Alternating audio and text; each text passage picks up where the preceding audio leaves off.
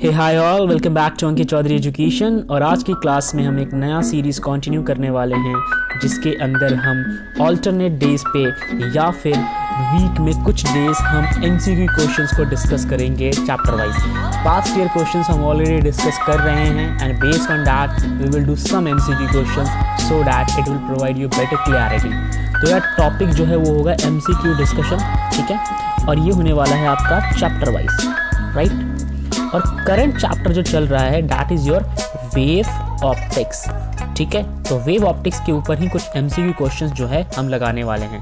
तो चलिए शुरू करते हैं। और पहला क्वेश्चन, उससे पहले आपको डिस्कस करना पड़ेगा थोड़ा सा वेव ऑप्टिक्स क्या है। तो देखिए, जब बात करते हैं वेव ऑप्टिक्स की, तो wave optics deals with the study of various phenomena such as polarization, diffraction and interference. Yes, ray optics के अंदर आपने पढ़ा रिफ्लेक्शन और रिफ्रैक्शन, राइट। ये आरआर के कंसेप्ट आपने पढ़े थे। मगर ray optics sufficient information provide नहीं करता ऑप्टिक्स के बारे में। तो एक और नया ब्रांच बनाना पड़ा, that was your wave optics, जिसके अंदर आप पोलराइजेशन, डिफ्रैक्शन और इंटरफेरेंस को प्राइमरली अच्छे से स्टडी करेंगे।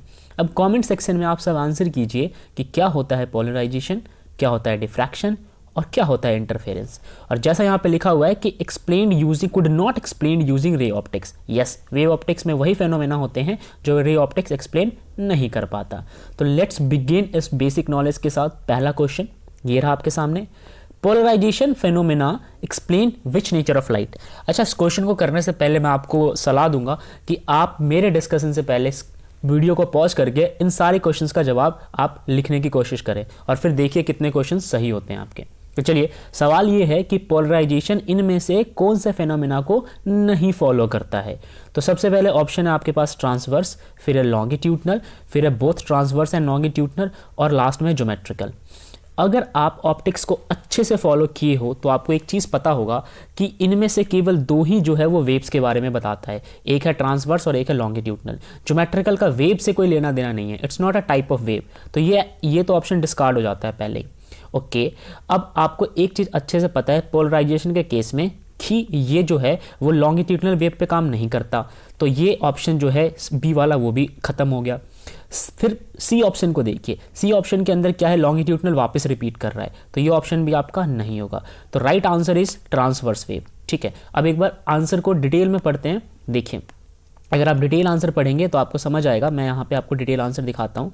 आई try to bring the detail answer. ये रहा आपके सामने। मतलब ये होता है पोलराइजेशन का कि अगर आप एक ट्रांसवर्स वेव को ड्रॉ करो, लेट सपोज यार ये मेरे पास एक ट्रांसवर्स वेव है, राइट, ठीक है।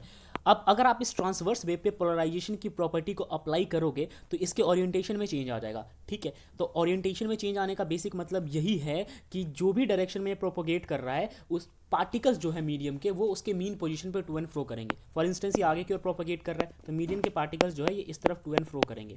तो यार ये मतलब होता है पोलराइजेशन का बेसिकली, ठीक है। तो इसलिए हमारा ऑप्शन ए जो था यहाँ पे, option A was our correct answer. चलिए डिस्कस करते हैं नेक्स्ट क्वेश्चन। यहाँ पे बोला हुआ है कि एक नैरो स्लिट आपको इस्तेमाल करना है, ठीक है, और उस नैरो स्लिट के ऊपर आपने इलेक्ट्रॉन्स को इंसिडेंट कराना है। At a larger distance from the slit एक स्क्रीन आपने प्लेस किया हुआ है। अब आपको बताना है कि इनमें से कौन सा ऑप्शन जो है वो सही है। तो यहाँ पे इस चीज़ को समझते हैं अच्छे से। देखिए, अकॉर्डिंग टू क्वेश्चन एक नैरो स्लिट ले लो आप। नैरो स्लिट यहाँ पे ले लिया, ठीक है, ये है आपका नैरो स्लिट, फाइन। अब इस नैरो स्लिट में जो गैप दिख रहा है ना, इस गैप से आगे की ओर वेव्स निकलेंगे। मगर किसके वेव्स निकलेंगे, आपने इलेक्ट्रॉन्स को स्ट्राइक कराया इस तरफ। तो मान लो कि आपने इधर से इलेक्ट्रॉन्स स्ट्राइक कराया, ठीक है, बहुत सारे इलेक्ट्रॉन्स ऐसे स्ट्राइक कराए, ठीक। अब आपने कुछ दूरी पे इस स्लिट से कुछ डिस्टेंस पे, यहाँ से कुछ दूरी पे आपने स्क्रीन रखा हुआ है, ठीक है, फ्लोरोसेंट स्क्रीन रखा हुआ है, ठीक है। यही चीज़ बोला हुआ है यहाँ पे कि at a larger distance from the slit एक फ्लोरोसेंट स्क्रीन को आपने प्लेस किया हुआ है। तो बताओ कौन सा ऑप्शन सही है। ऑप्शंस पढ़ते हैं। The diffraction pattern can not be observed on the screen. क्या स्क्रीन पे कोई डिफ्रैक्शन पैटर्न आप ऑब्जर्व नहीं कर पाओगे? नहीं, ऐसा तो ठीक है, ऐसा तो यहाँ पे कुछ क्लियरली इन्होंने बोला नहीं है, ठीक है, ओके। दूसरा है the angular width of the central maxima of the diffraction pattern increase.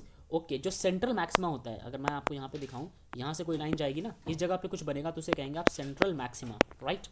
Okay, तो क्वेश्चन में क्या बोला हुआ है कि ऑप्शन में angular width of the central maxima of diffraction pattern will increase. क्या सेंट्रल मैक्सिमा का डिफ्रैक्शन पैटर्न इंक्रीज करेगा? ओके, वेल देखेंगे हम ये चीज। The angular width of the central maxima of diffraction pattern will decrease. क्या angular width जो है वो डिक्रीज कर जाएगा? Okay, and angular width of the central maximum of diffraction pattern remain same, या फिर वो सेम रहेगा। तो यार ओवरऑल मतलब ये है कि स्लिट का गैप बहुत छोटा है, सारा खेल इस नैरो वर्ड में छुपा हुआ है।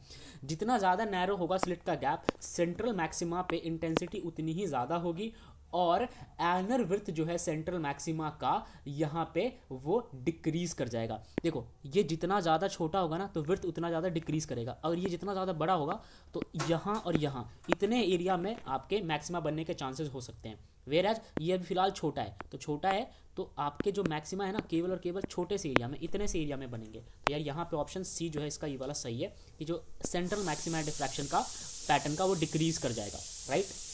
आगे डिस्कस करते हैं क्वेश्चन नंबर 3, नेक्स्ट स्लाइड में है। चलिए क्वेश्चन 3 में बोला हुआ है आपसे, how does diffraction band of blue light looks in comparison with red light.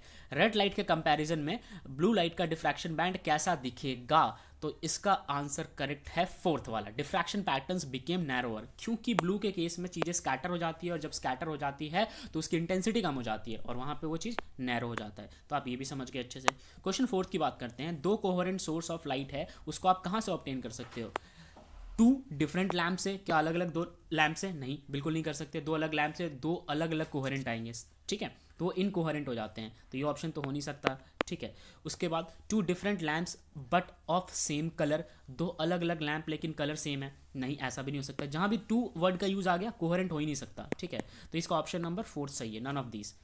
Last question, which of the following phenomena is not explain by Huygens wave theory. आपने जब हाइजेन प्रिंसिपल पढ़ा तो आपने वहाँ पे देखा कि उसने डिफ्रैक्शन को भी बताया था, इंटरफेरेंस को भी बताया था, पोलराइजेशन को बताया था, पर फोटो इलेक्ट्रिक इफेक्ट जो है ये चीज़ नहीं बताया गया वेव थ्योरी के द्वारा। ये किसके द्वारा बताया गया था? ये बताया गया था पार्टिकल थ्योरी के द्वारा, और खासकर हाइजेन के वेव थ्योरी ने तो ये चीज़ बिल्कुल ही नहीं बताई थी, ठीक है, फोटो इलेक्ट्रिक इफेक्ट को। ओके, तो ये थे एमसीक्यू क्वेश्चंस के डिस्कशन। अब हम नेक्स्ट डे फिर 5 अलग से एमसीक्यू क्वेश्चन डिस्कस करेंगे। तब तक के लिए ऑल द बेस्ट।